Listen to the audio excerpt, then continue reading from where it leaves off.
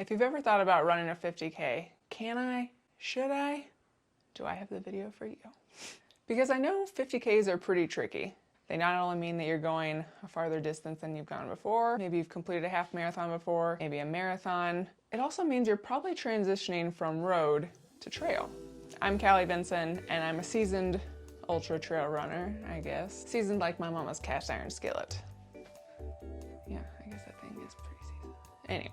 I'm running the Avalon 50-50 this weekend, which is a 50K and 50-mile race, but I'm doing the 50K for the third time, and I'm pretty excited about it. So come along as I share some things to consider when choosing your first 50K, some gear that you might need, and how I'm deciding how much hydration and fuel I'll need for the race.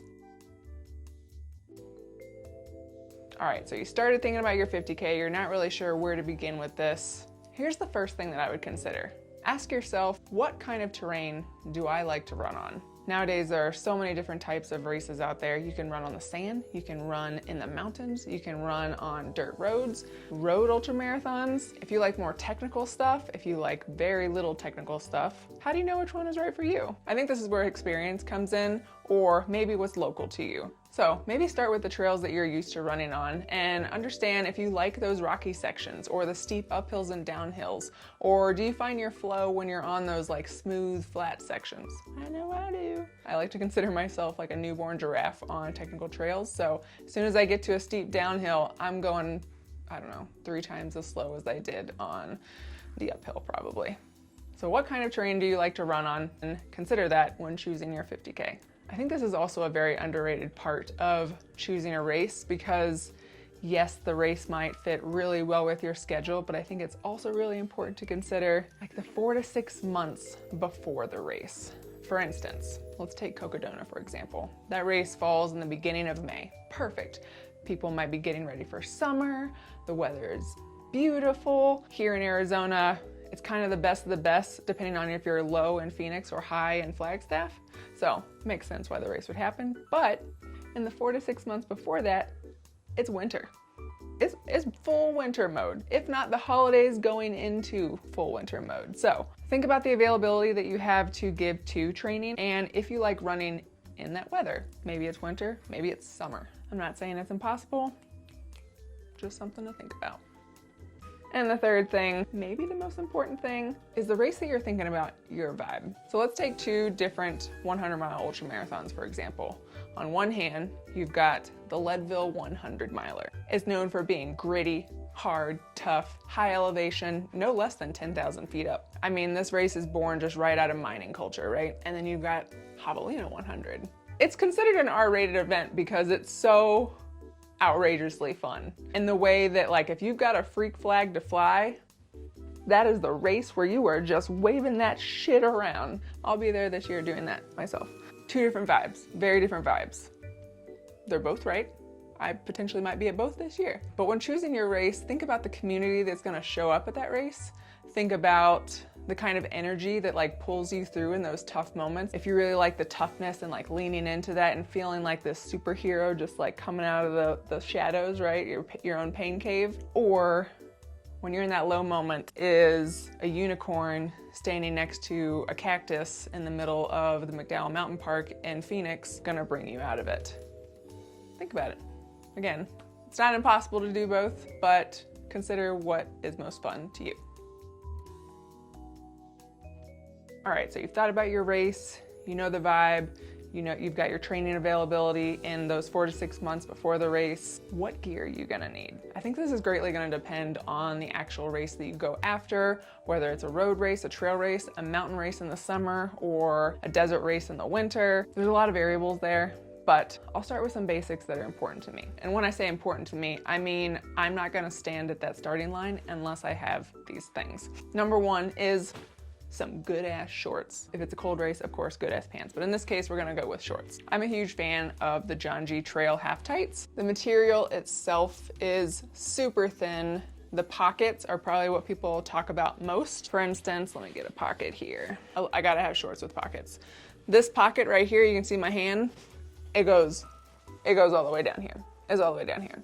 For instance, I wore these pair of shorts for Javelina 100 and I did not need a vest or a belt because I could fit everything I possibly needed in these shorts. Consider shorts that have good storage space because there's more than likely gonna be an opportunity to fit some extra gear in there, extra fuel, maybe put your trash in there so you don't have to like fiddle around in your vest.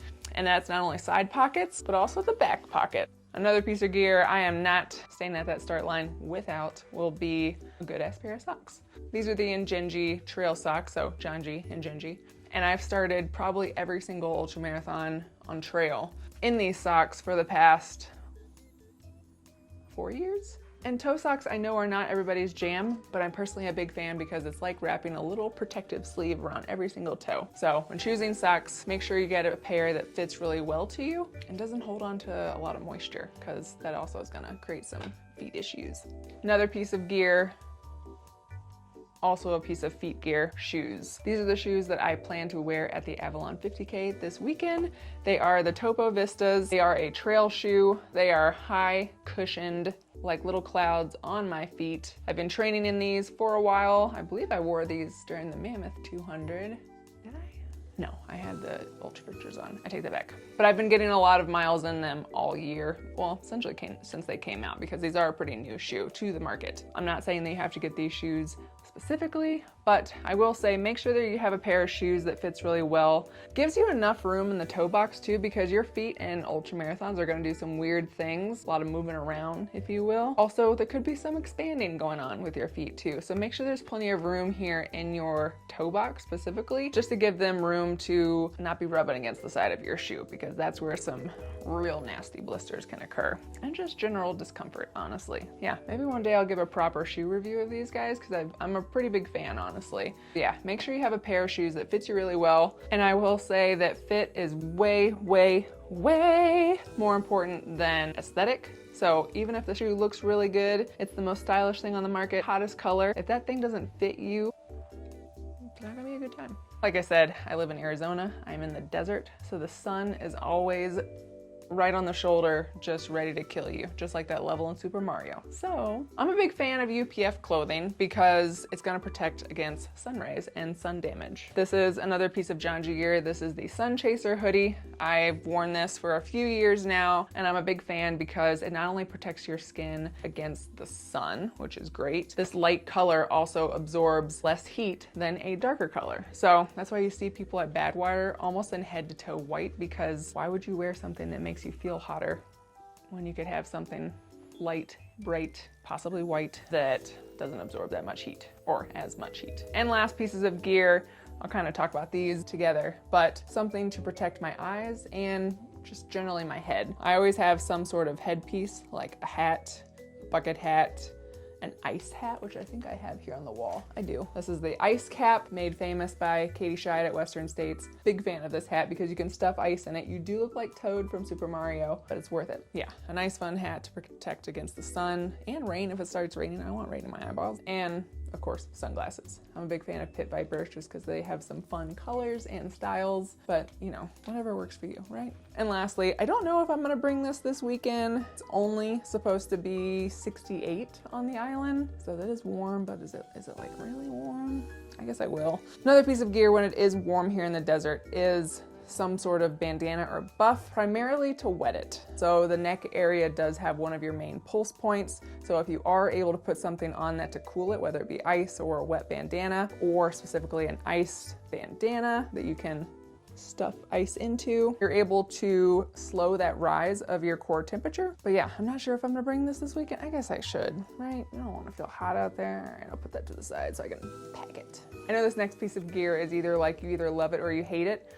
Personally, I love it when I need it. Scott absolutely hates it, will never wear it unless somebody makes one that just magically he's into. That's a vest. For this weekend, it's a 50K. I'm planning to be out there a little under 7 hours, so I don't need my like super duper big Mondo Extreme vest. So I'm gonna go with more of a minimalist style vest, just to be able to put maybe a bladder in the back, or I'm gonna do 2 bottles in the front, maybe my phone and some other little things I have on this table right here. I think it's important to understand how much you're gonna need between aid station and aid station, or between crew spots where you can get resupplies of stuff that you prefer. So if you're doing a race where you're going just a shit ton of miles, before you're gonna get a resupply, I think it's important to think about a bigger vest so that you can carry more stuff in it. Of course, that's not always gonna be for everybody, but if it is a race where, I don't know, at maximum you're going, it's hard to say because everyone's different, but for myself, at max 2 hours before I'm gonna get a resupply, a minimalist style is okay for me. It's also pretty stretchy. I also love that it has a pretty stretchy pocketing system in the front with some zippers to safely secure stuff. So like my ID,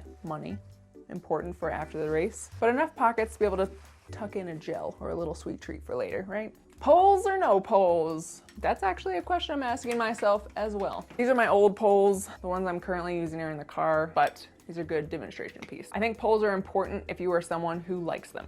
If you are someone who feels more efficient with them, more confident with them, especially if you're on technical trails, and just overall stronger as yourself as that athlete. Like I said, I'm like a newborn giraffe out there on trails, especially steep downhills. So I'm debating on bringing them this weekend. It's a very smooth course. The Avalon 50K is a very smooth course. You're almost on dirt road the entire time, but sometimes these can be really great for steep uphills, personally for myself. Avalon 50K comes with about 6,500 feet of climbing and descending. So there are some steeper hills, not crazy, nothing to like write home about, but I think poles ultimately come down to a personal preference and if they make you more efficient, feel stronger, or more confident. Some other little gear needs that you might want to consider, they're not mandatory. Sometimes I like to pack a SPF stick with me. This is a big thing that I've become accustomed to, especially for longer distance races or races that are going to be in really hot, exposed environments.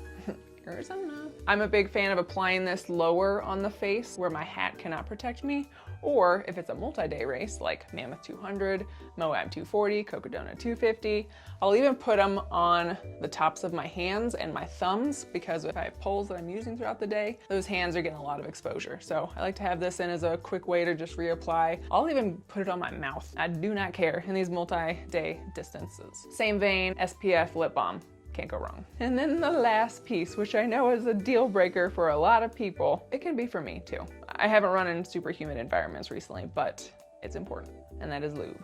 I'm a huge fan of Two Toms. I know everyone has their favorite brand, their favorite lubricant ingredient. I can't remember what this one is primarily made of, but I know it's different from all the others. Anyway, I've worn this shit for a multi-day race, taken a really good shower afterwards, and it's still on my body. You can't get rid of this stuff, and that's why we like it. So this is a roll-on stick that you can roll on wherever, okay, right? It also comes in little single serves, so if you need to take one to go versus bringing this in your vest, sometimes that's nice to have handy just in case you need to reapply. And then I always like to have fun stuff. So this is my supply of little enamel pins. I got a lot of them. Some just, you know, they just fit the vibe of the day, right? Yeah, this goes up on the wall too. All right, so we've talked things to consider when choosing your race, gear you might need for the race. Now let's talk about the third piece, fuel and hydration. So this is gonna be different for everybody. But something that you can do, and I think every single runner should definitely do, is an at-home sweat test. I will share a link of where you can find instructions on how to do this, but I think it's so important to do an at-home sweat test to find out how much sweat you're losing when you're running. Because how do you know how much water to bring if you don't know how much water is leaving your body? If this is something that you're interested in investing in, if you're interested in getting better as a runner, specifically in the hydration department, I also highly recommend seeking out a sports clinic in your area to get a sweat sodium test. Everyone's sodium number is going to be a little bit different, but sodium is so important. Personally, I never drink just water on a run. I always have some sort of electrolyte in my drink, whether it's in the bladder or the bottle. And I like to think of it like we're always losing sweat, so we've got to put sweat back in. It sounds gross, I know, but science, right? So do the at-home sweat test, figure out how much sweat you're losing. This is also going to depend on the weather. It's also going to depend on the intensity that you're running at, but I think it's a really powerful way to learn a little bit more about yourself as a runner and your athlete needs. In these races, I like to keep it as simple as possible, right? Spend the least amount of brain energy as possible. So I'm a big fan of putting everything that I need, carbs, water, sodium into one thing. So I am a big fan of high carb drink mixes, and usually if it's a 50K to 100 mile, I can get away with just having liquids for the entire race. I think for 2024's Javelin 100, I might have had 2 gels, but everything else came from this. And I'm not saying go out there and get Roctane, but I am saying that there are options out there if you're someone who's like, man, I hate eating stuff during running. I hate the idea of having to like swallow something. Find yourself a high carb mix because it's a really easy way to just get everything in. Then you can always supplement with other stuff too, right?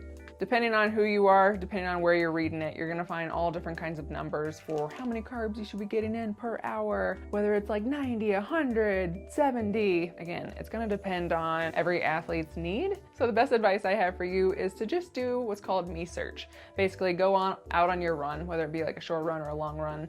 Probably gonna learn a little bit more from a long run, but just test it. Go out where you're gonna say, hey, today I'm gonna have 70 grams of carbs per hour. You also need to be thinking about hydration when you're getting in these carbs.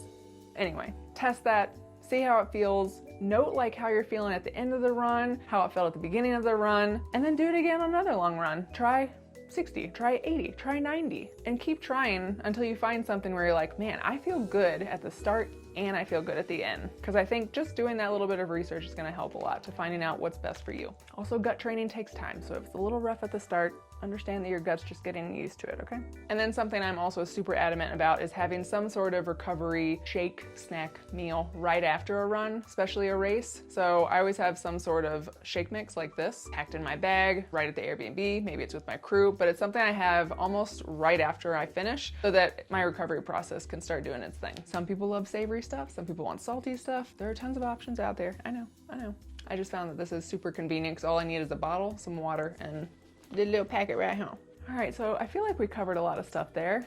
Things to consider, some gear needs to think about when you're going after your 50K, hydration and fuel. That's all I've got for today. I'm gonna do the best I can to record everything that goes down at Avalon 50K this weekend, just to bring you along for the journey, because I love this race. It's so beautiful, and I hope it inspires you to chase your own big, scary goal. Doesn't have to be a 50K, could be a 5-miler, 5K.